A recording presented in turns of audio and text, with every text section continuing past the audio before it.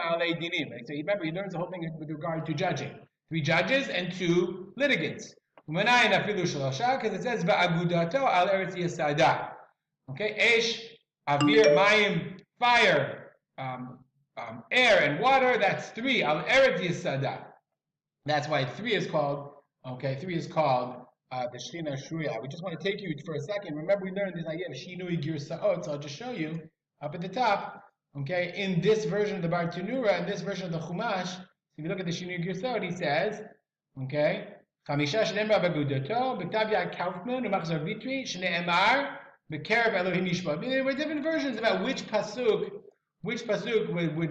was being read according to which version. Just an interesting side point. Even if the 2 proper people are sitting in judgment, in Torah, unclear. Shneimar says, "Az nidbaru yirei Hashem isha re'u." Then those who fear God speak one to his fellow man. Vayakshev Hashem vayishman, and Kadosh Baruch Hu hears and he listens and he hears. Even one person who's sitting, I guess, in judgment or in Torah or something like that.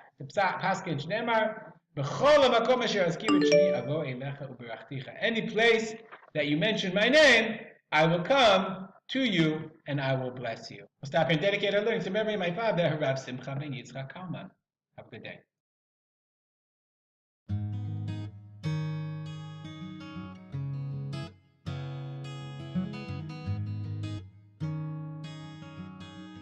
Tanya. All right, Tanya, for today. Are you ready? Here we go. Tanya's thoughts for the 9th day of Menachem Av. A wise man once explained his first Yechidus, private audience with the Rebbe. He said, I went in expecting to meet a great man, and I wound up meeting myself. His expectation was he'd meet the Rebbe, a wise man, a righteous man, a tzaddik, the leader of the entire generation, the foundation of the entire world. And instead, the Rebbe revealed his self to himself. That's the love of Hashem experienced through mitzvahs, the discovery of Hashem himself, not just something about Hashem.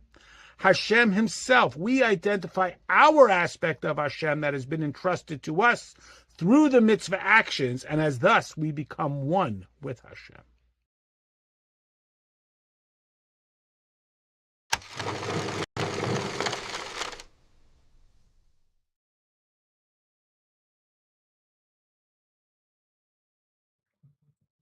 No, it's not impossible that Rebbe did say, just study Rambam each and every day. I'll never miss my daily Rambam. My Rebbe so desires, I'm not busy or too tired. When I learn Rambam's connected, I remain, I am Elli in the Rebbe's golden chain. All right, fantastic. Here we go. We are going to learn class number let me just change this. Class number 171. Kosher is the Hebrew term for sacrificial meat that was left over past the time frame when it's allowed to be eaten. As we saw yesterday, there's a prohibition even to create nosar, to leave over sacrificial meat past that time frame. Today, negative mitzvah 131 teaches us that if for whatever reason nosar meat was created, somebody left over meat of a sacrifice past its allotted time frame, there's an additional prohibition to go ahead and consume that meat. We're not allowed to eat nosar meat. Interestingly, it's one of the few places in the Torah where the prohibition is not stated clearly.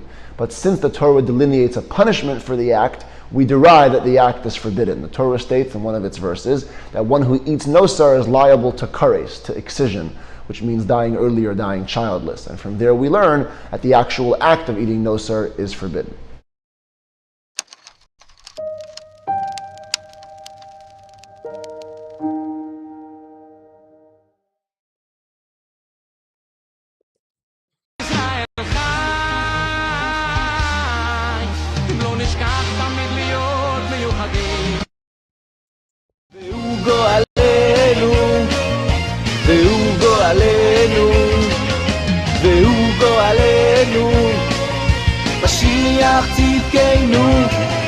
הרבי מלובביץ' מלך המשיח, הרבי מלובביץ'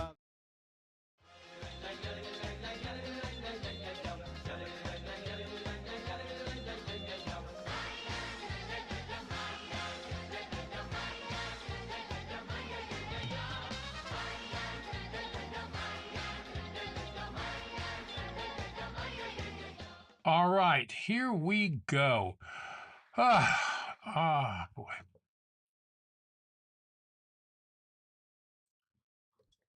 Just computer is being fun today. All right.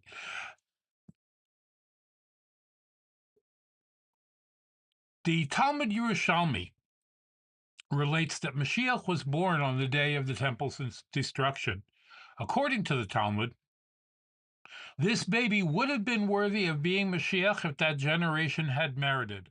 However, Talmud is not just describing an event from the past. Traditionally and spiritually, the 9th of Av marks the first time that the soul of Mashiach descended into a physical body. On each succeeding Tisha B'Av, additional levels of Mashiach's soul enter the world, increasing the momentum for the final redemption. A birthday is a time when a person's soul shines with extra strength. The birthday of Mashiach is a time when he and the redemption are granted additional powers. In this sense, the destruction of the 9th of Av is therefore the first step in the process of rebuilding the Holy Temple. Today is the day of Tisha B'Av, the saddest day of the year. The day where we mourn the destruction of not one, but both of the Beis HaMikdash temples. The two Beis HaMikdashes.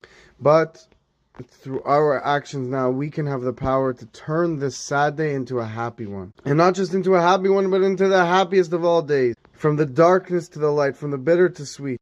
As of now, it's still a very sad day, and we have to follow the laws of Tisha B'Av, which include fasting and not wearing leather shoes, and a whole other amount of limitations that we have in order to remember the sadness of the day. But to remember that this is not permanent. Rather, soon the Mashiach will come, may it be today. All the bitterness will turn into sweet. God bless you all. Let's make it happen immediately.